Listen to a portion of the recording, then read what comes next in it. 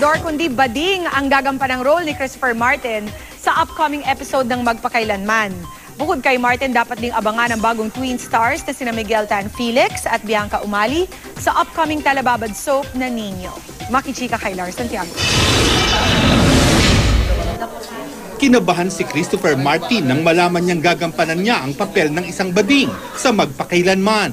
Ang una raw niyang tanong ay kung may kissing scene ba at kung ano ang mga hinihingi ng karakter. Ginagampanan ni Christopher ang papel ni Christopher Aguinaldo na isang dating lalaki na galit sa mga bakla na sa bandang huli na tuklasang siya rin ay may pusong babae. Excited si Christopher na mapanood sa darating na Sabado ng gabi ang kanyang pagganap sa Magpakailanman. Binasa ko yung script, nilalagay ko na lang yung sarili ko dun sa sa character. Yung sarili ko dun sa character.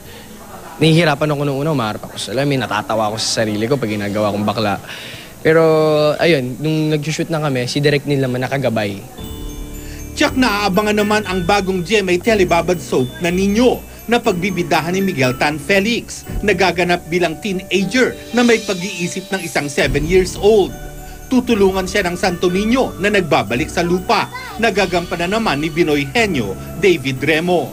Kanina ay nagpictorial na ang mga bida kasama ang co-star nilang si Bianca Umali. Parang hindi pa raw sila makapaniwala na ibinigay sa kanila ng GMA ang napakalaking pagkakataong magbida sa sarili nilang soap na ididirect ni Mario J. De Los Reyes. Kinakabahan din kahit papano kasi ito po yung first lead role ko kaya medyo may pressure po siya ng konti.